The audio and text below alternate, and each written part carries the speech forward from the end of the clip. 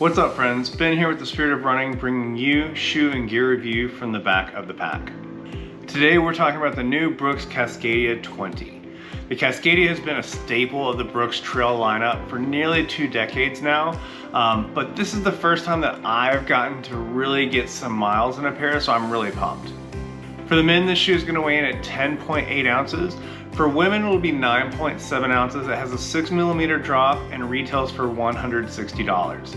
Let's take a closer look now, starting with the outsole. We've got a Vibram Megagrip outsole that features 4mm lugs that really dig in on a variety of surfaces to give you the grip that you need to feel nice and secure without being overly aggressive. While we don't have any crazy mountains to run over here in Houston, I have managed to get out on a variety of trails to get both some incline and some decline going, and I felt like I could move with confidence everywhere I went. The traction lug design really feels like it digs in nicely no matter where my foot placement is on those up or down hills. The midsole is built with Brooks DNA Flash V2, and it features their Trail Adapt technology. Essentially, this is designed to provide a wider base for added support while you're moving over varied terrain in the midfoot, but hopefully maintaining a little more like flexibility in the critical forefoot areas so that you're not restricted in your movements either. The upper is an air mesh with 3D print overlays, which is just going to kind of give that the vibe.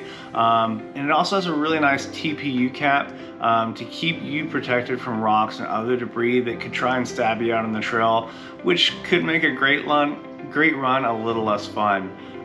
There's also a really nice lace stowing feature on the tongue that I really like. It's just a small thing, but it keeps your laces tucked away when you're out on the trail, so you don't snag them on anything while you're out grinding.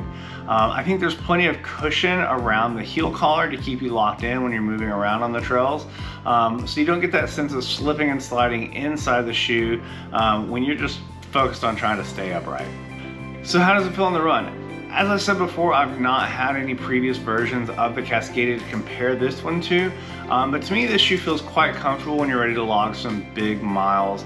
The amount of cushion underfoot lends itself to the ultra distances when we're talking about races, but it's also just a great shoe when you're looking to train, get some training miles in if you're more of a sub-ultra runner. As we move into the longer distances, I'm thinking like 50K and above. I think the differences for most runners between a trainer and a racer start to get a bit blurry.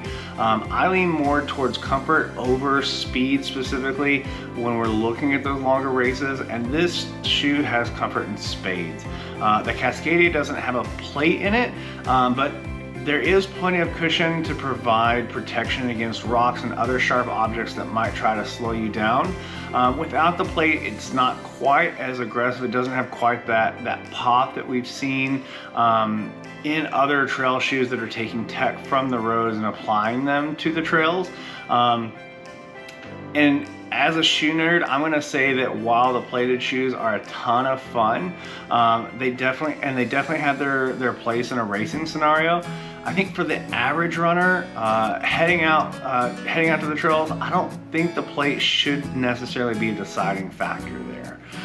Within this shoe, I think the wider base that's built into the midsole really gives a nice, stable ride and a good base to work with, especially as the body tires over longer distances and your form breaks down. I've also found that when it comes to the trails, a mountain bike analogy works pretty well when we're talking about the shoes. I don't spend a lot of time on really technical trails, so what I'm looking for is a nice base that's gonna really roll over almost anything I throw at it. Looking at it like a bike tire, if I go too thin or too narrow on the shoe, just like with a bike tire, I'm gonna have a little more trouble moving over the variable terrains. And when I have a thicker midsole with a wider base, if I'm stepping onto a branch or rock or like a smaller divot, then hopefully the shoe's going to glide over or around it, and just like a nice fat mountain bike tire, it's just going to kind of envelop that obstacle rather than be pushed out of the way by the obstacle itself. To go in another direction with the analogies, To me, this really feels like a minivan for the trails. If I'm looking to go fast, really rip a speedy time trial, I'm gonna look for something a bit lighter, a little more stripped down, and with a way more aggressive feel to it. But I think what this shoe really shines at is for you know, when I'm really trying to get those longer miles, get the longer trips, out enjoying nature, enjoying life, and what my body can do. I'm gonna throw these on. It's got that really nice plush ride, and it's got the cup holders for everyone, just like a minivan. So whichever analogy works best for you, let's roll with that. All in all, I would say that I highly recommend the Cascadia 20. I'm very much looking forward to getting more miles in on this shoe. I think it's a solid trainer for anyone. And if you're a non-elite athlete looking at trail races for experience and completion, I think this can really be a great option from day one to race day, and that you can really have great success with it. I hope you found this video helpful. If so, please consider hitting those like and subscribe buttons. They help other people find the channel, and they make sure that you don't miss out on future content. Until next time, stay safe, keep moving forward, and I hope to see you out there.